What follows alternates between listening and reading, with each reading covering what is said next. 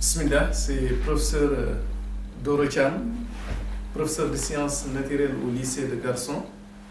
On va vous présenter aujourd'hui la leçon sur la correction du bac 2019, session normale. Donc on va commencer à corriger premièrement les QCM. Et ceci, on va commencer par le premier exercice.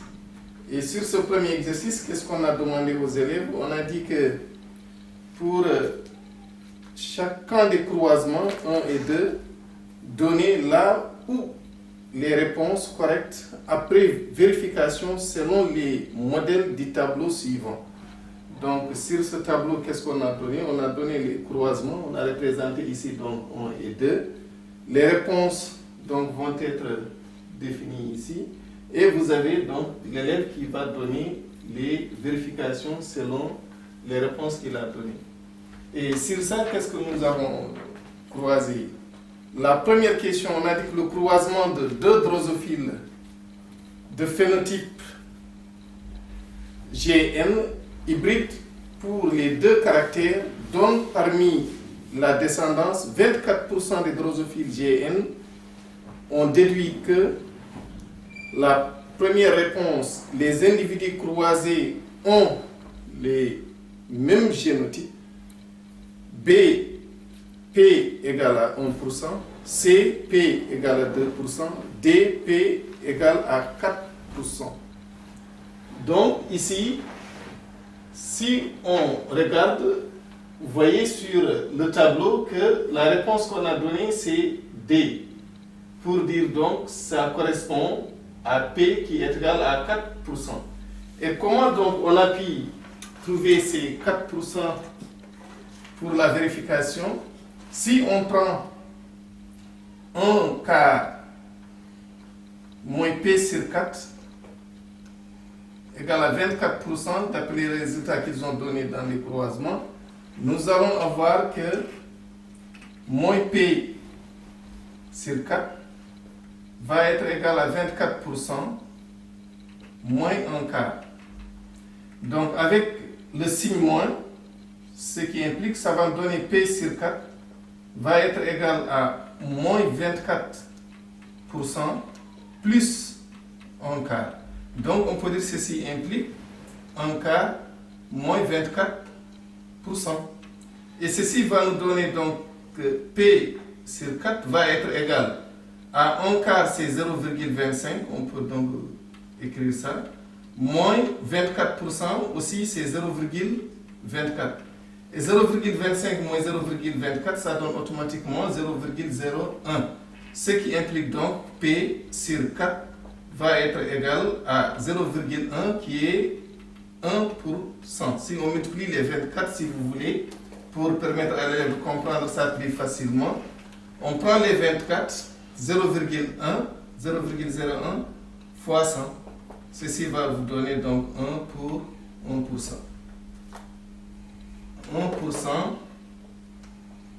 qui est égal, donc ce qui implique si on calcule P, ça va être égal à 1% multiplié par 4, ce qui va vous donner que P est égal tout simplement à 4%, qui va donc correspondre au résultat que nous avons donné. Donc ce pourcentage résulte d'un croisement entre un drosophile qui est hybride GN, c'est-à-dire que le premier gamète va prendre GN, deuxième gamète petit g petit m croisé avec G grand G petit m croisé avec, c'est-à-dire petit g grand N.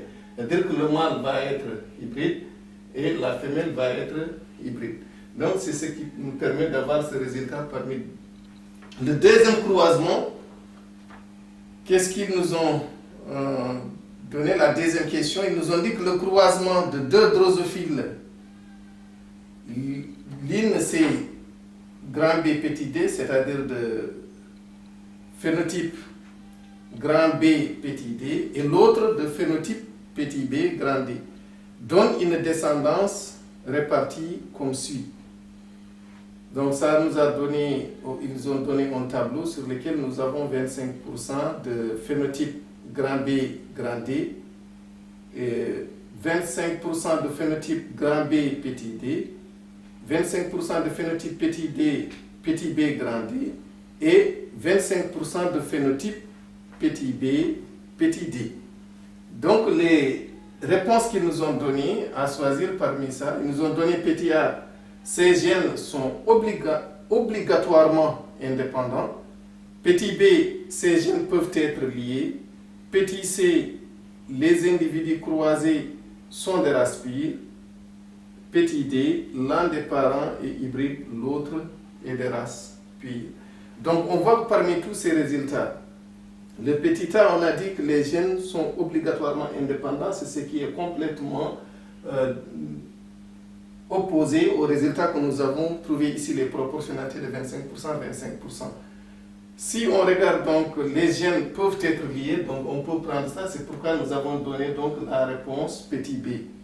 Les individus croisés sont des races pures, donc on voit que c'est complètement opposé aussi au résultat que nous avons donné ici dans le croisement, parce que si les parents étaient de race pure, nous devrions avoir à la descendance une uniformité des hybrides, et c'est ce qui n'est pas le cas. Et dans le petit d, donc on voit aussi c'est carrément opposé au résultat que nous avons. Donc on a ici directement donné la réponse petit b qui est quand même plus proche du résultat que nous avons donné dans les croisements. Donc pour aller plus rapidement, on va voir l'exercice numéro 3. L'exercice numéro 3, nous avons croisé un mâle Rn avec une femelle Rn, donne entre autres des résultats que nous avons ici obtenus. Les résultats que nous avons ici donnés dans le tableau, ils nous ont dit que les mâles sont 190, 10, 10, 190. Et ils nous ont demandé ici de compléter le tableau. Donc on va voir ici si on fait le croisement entre la femelle qui est RL et avec le mâle qui est RL. Nous avons obtenu ici des femelles qui sont 100% et nous n'avons pas donc ces résultats intermédiaires parce que tout simplement que la femelle va donner donc ces 4 types de gamètes, mais on ne va pas avoir au niveau des mâles dans la deuxième réponse. C'est pourquoi nous avons obtenu ici 400 et au niveau des gamètes qui sont des gamètes recombinés, nous n'avons pas obtenu de résultats et nous n'avons pas obtenu, c'est-à-dire aussi au niveau des caractères qui sont ici récessifs, au niveau de la double récessive chez les femelles. Donc ces résultats nous montrent que le tableau qu'on va compléter, on va avoir 400 chez les femelles et ici 0 au niveau de phénotype grand R petit l et 0 descendance au niveau du phénotype petit r grand L et 0 descendance au niveau de petit r grand L. Et si on fait les croisements, vous allez voir que ça va vous donner les résultats que nous avons ici cités. Mais comme un petit peu aussi nous avons le temps qui nous presse, on va donc voir directement sur l'exercice de la génétique et pouvoir continuer le plus important du reste de la correction. Ce qui fait ici que si on regarde un petit peu l'exercice de la génétique, nous avons ici un croisement et ceci nous avons un arbre généalogique qui nous montre que nous avons un parent 1 et un parent 2 et nous avons ici le père et ici nous avons la mère. Nous avons l'individu aussi 3, 4, 5, 6, 7 et 8 qui est le descendant du couple 6 et 7. Donc, les questions qui sont posées ici, c'est qu'on vous dit que l'arbre généalogique ci-contre est celui d'une famille dont certains membres sont atteints d'une maladie héréditaire. Discuter le mode de transmission de cette maladie. La première hypothèse, on vous dit que l'allèle de la maladie est dominante, portée par X. L'allèle de la maladie est dominante portée par X, ça c'est la première hypothèse. On voit que ici, pas de père malade ayant une fille saine, ni de mère saine ayant un garçon malade. Donc si on avait considéré que la maladie est dominante, l'hypothèse c'est que la maladie est dominante portée par X. Donc ce qui fait que la mère qui est ici, si on voit ici aussi la mère 3 qui est malade, le père 4 aussi qui est sain, c'est pourquoi donc on a dit qu'on peut donc retenir cette hypothèse du fait que la mère qui est malade et que la maladie est dominante, on peut avoir que la mère peut être XM avec la maladie qui domine grand M et X petit m, c'est-à-dire que la maladie qui est normale.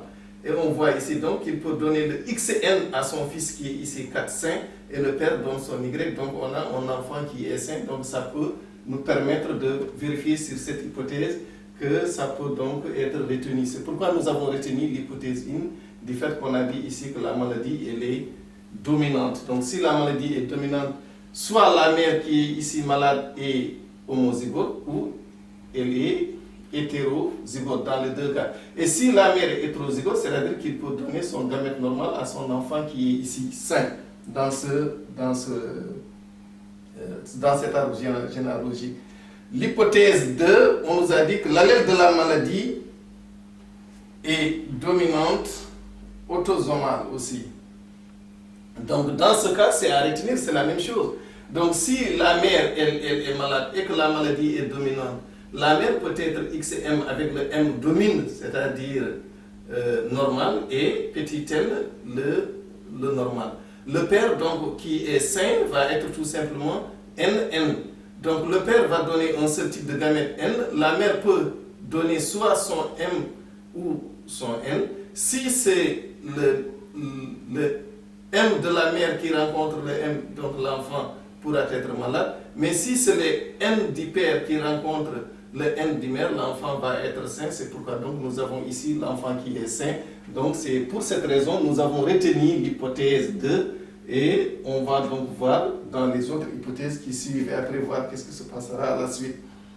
Dans l'hypothèse 3, nous avons dit que l'allèle de la maladie est récessive portée par X. Donc dans ce cas, c'est un petit peu pas du tout possible à donc confirmer cette hypothèse, du fait que si la maman elle est malade et que la maladie est récessive et portée par le chromosome sexuel X, donc la maman va être XN. Donc la mère ne peut donner que son XN et le père qui est sain va donner donc son Y. Le Y du père et le XN de la mère va être donc XNY. Donc, du fait, comme il a dit ici que la maladie est récessive et que portée par X, l'enfant 4, qui est l'enfant du couple 1-2, devrait être malade. C'est le cas contraire à ce qui est ici dans cet arbre généalogique. C'est pourquoi nous avons dit donc 3 et à rejeter présence de mère malade n'ayant pas un garçon donc sain. Ce qui veut dire que si la mère est malade et que la maladie est récessive, porté par donc le chromosome sexuel X, normalement l'enfant devrait être malade. Or ici il a un enfant qui est sain. Quatrième hypothèse, il nous dit que l'allèle de la maladie est récessive autosomale. Donc l'allèle de la maladie est récessive autosomale, ça ici ça peut marcher dans le cas où on peut retenir cette hypothèse, parce que la mère qui est ici malade va être tout simplement N. Le père qui est sain, il se peut qu'il soit MN ou MM, comme que le père est sain. De toute façon, c'est ici on peut retenir du fait que la mère peut donner son N et le père peut donner son N ou son M. Si bien sûr on considère que le père est hétérozygote, si le père est homozygote, là c'est qui est sûr que le couple ne peut donner que des enfants qui sont sains. Mais si le père est hétérozygote, donc il se peut que l'un des enfants ait le 50% ou la moitié de gamètes du parent mâle et il hérite encore le gamète qui est malade de sa mère et que l'enfant, le gamète normal de sa mère et que l'enfant pourra être donc. Ce qui fait que ici, dans ce cas, nous avons pu accepter cette hypothèse. Mais on va voir dans les résultats du résumé de l'exercice, qu'est-ce qui va se passer après pour pouvoir donner une conclusion à ces hypothèses qui sont été posées au niveau de l'exercice. Donc, on continue. Donc, ce qui est à retenir dans ça, c'est que nous avons dit ici la première hypothèse sur sa validité, c'est qu'on peut retenir la première hypothèse. On peut retenir la deuxième hypothèse, on peut retenir la troisième, on peut rejeter, vous m'excusez, la troisième hypothèse, et on peut retenir la quatrième hypothèse. Et à chaque hypothèse, il faut justifier. Donc ici, dans la première hypothèse, c'est que nous n'avons pas un père malade ayant une fille saine, ni une mère saine ayant un garçon malade.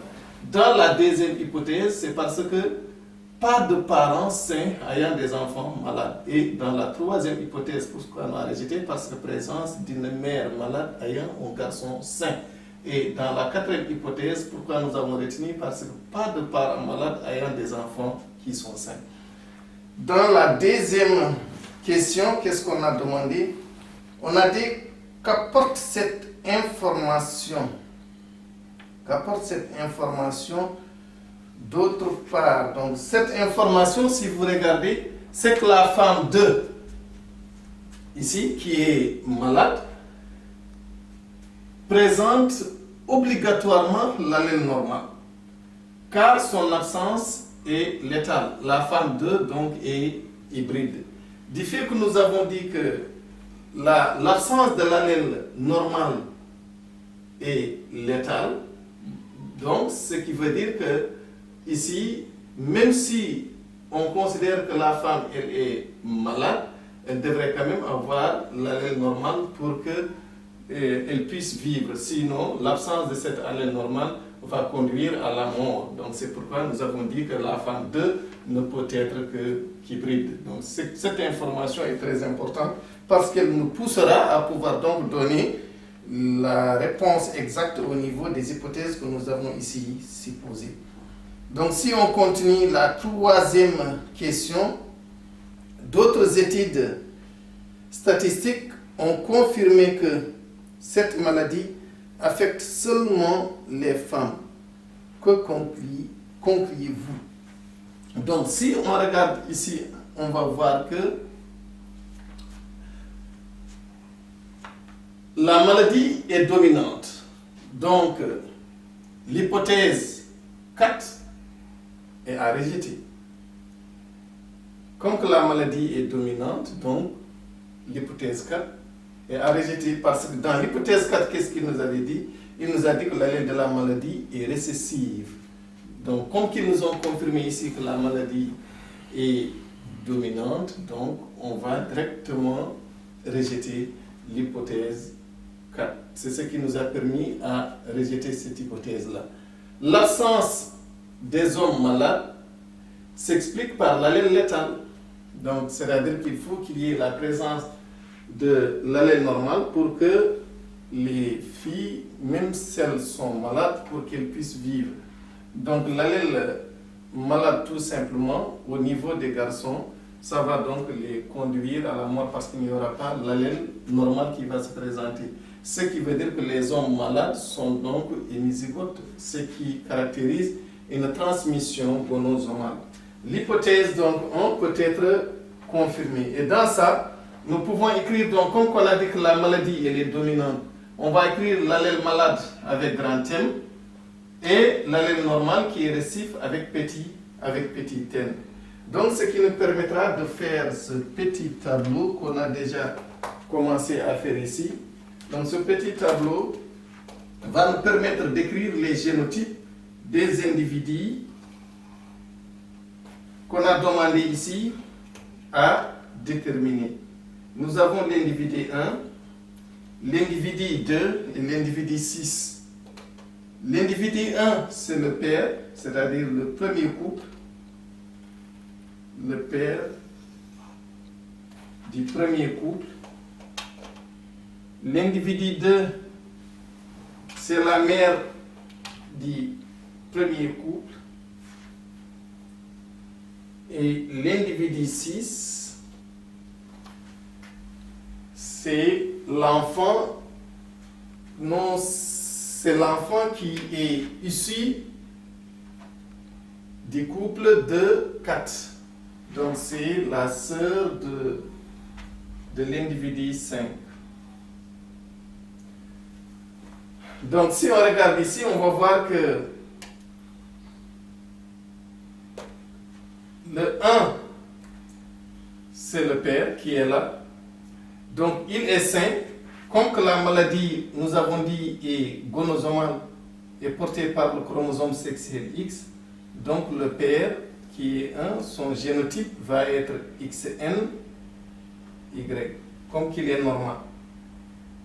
La mère 2, qui est malade, donc va avoir comme génotype XM comme la maladie est dominante, XN comme on a dit que l'absence de l'allèle normal est mortelle. Donc si la mère ne présente pas l'allèle normal, c'est-à-dire que si elle est XM, elle ne pourra pas donc vivre.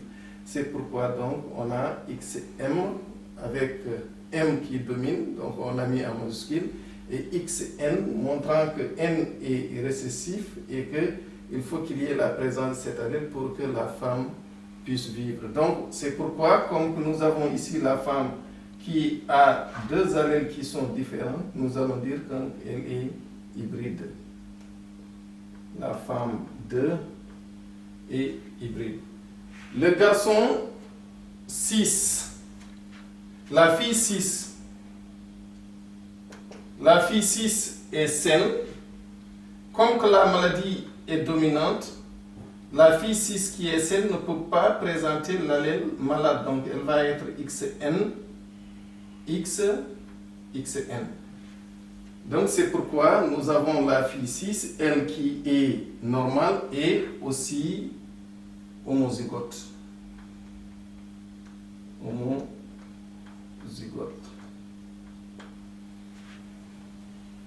Donc la question suivante de cet arbre généalogique, qu'est-ce que la suite de cet exercice, il nous demande quoi? Il nous dit donner le génotype des individus 1 et 2 et 6, on a fait ça. Quel est le risque de la maladie chez le fœtus 8? Le risque de la maladie, c'est le fœtus 8 et 0. Parce que la mère, elle est, nous avons dit la mère 6, son génotype c'est XN.